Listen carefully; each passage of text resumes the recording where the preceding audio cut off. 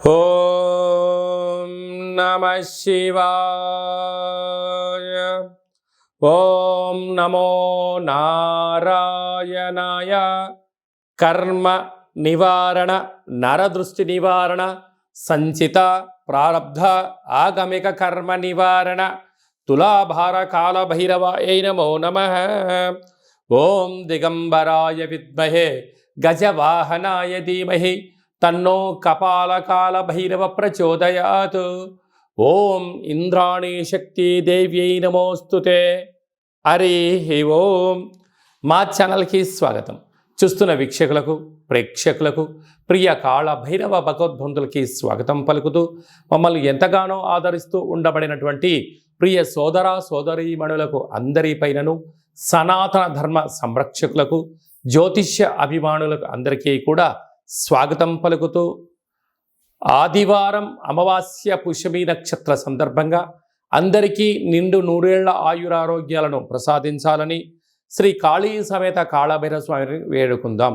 అందులో ఈసారి ఆదివారం అమావాస్య పుష్యమి నక్షత్ర సందర్భంగా రవి పుష్యార్క యోగం అందరికీ కలగాలని, అందరికీ మనతో రాబోయేటువంటి భవిష్యత్తులో ఉండబడినటువంటి 7 తరాల వారికి అద్భుత ధన రాజకీయ యోగ సకల ఐశ్వర్యం ఆనందాన్ని ఆ బుధాదిత్య రాజయోగ కారణము, రవిపుషార్క యోగ కారణము, ఆదివారం అమావాస్య కారణం చేత అందరికీ ప్రసాదించాలని కోరుకుందాం.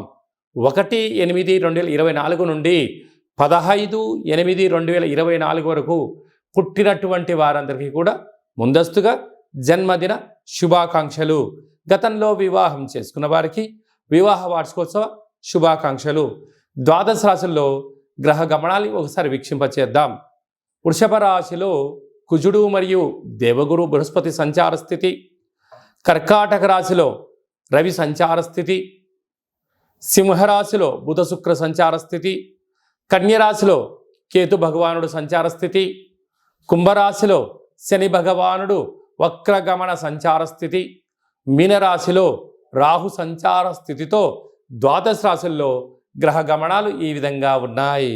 మేషరాశి వారు కాలామావాస్య ఆదివారం అమావాస్య అనురాధ నక్షత్ర సందర్భంగా ఎలాంటి విధులు పాటించాలో ఈ వీడియోలో సవివరంగా సంపూర్ణంగా తెలుసుకుందాం. మేషరాశిలో ఏ నక్షత్రాలు వస్తాయనగా అశ్విని నక్షత్రంలోని 4 పాదాలు, భరణి నక్షత్రంలోని 4 పాదాలు, కృతికా నక్షత్రంలోని 1 పాదం కలిపితే మేషరాశి. చాలామందికి పుట్టినటువంటి కాల సమయంలో డేటా బర్త్లు లేనటువంటి కారణం వలన పేరు యొక్క మొదటి అక్షరాన్ని అనుసరిస్తూ ఆ రాశిని తెలుసుకునే ప్రయత్నం చేద్దాం.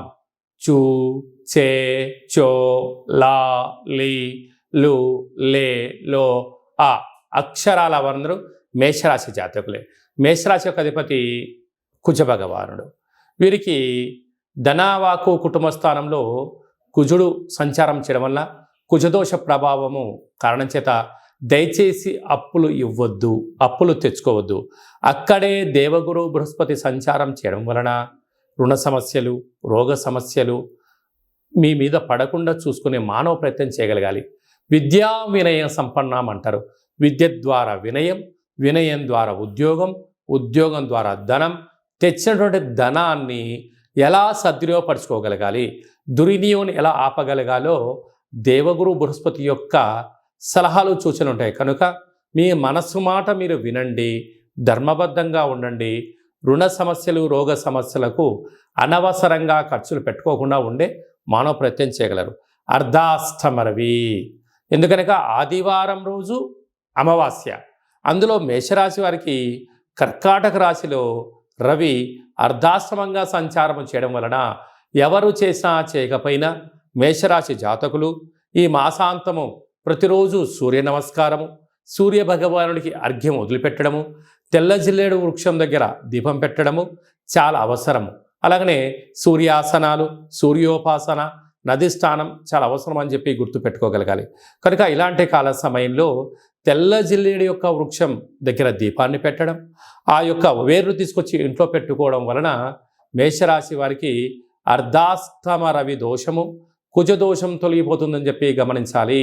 మీ జన్మ నక్షత్రం రోజున అష్టమి అమావాస్య తిథి ఎందున దయచేసి దూర వాయు జల ప్రయాణాలు పెట్టుకోవద్దు. అదే కాకుండా వాగ్వివాదాలకు వెళ్ళొద్దు, అపోహలకు వెళ్ళొద్దు, చిన్న చిన్న విషయాలకు ఆందోళన తగదు. ఇలా అయినట్లయితే వాహన ప్రమాదాలు కానీ, మృత్యుదోషాలు కానీ, అపమృత్యు దోషాలు కలిగే అవకాశాలు మాత్రమే ఉన్నాయి.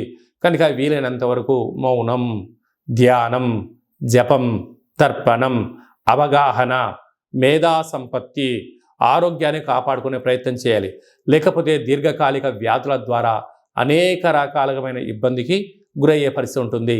సాఫ్ట్వేర్ ఉద్యోగస్తులు, హార్డ్వేర్ ఉద్యోగస్తులు, వ్యవసాయ సోదరీమణులు, గృహ భవన నిర్మాణ కార్యక్రమాన్ని ఆచరింపజేసేటువంటి వారు, అలాగే రాజకీయాలు, విద్యావేత్తలులో ఉండబడిన వారందరూ కూడా 1-2 సార్లు ఏదైనా పనిచేసేటప్పుడు ఆచితూచి నిర్ణయం తీసుకోవడం మంచి నిర్ణయంగా భావించగలగాలి.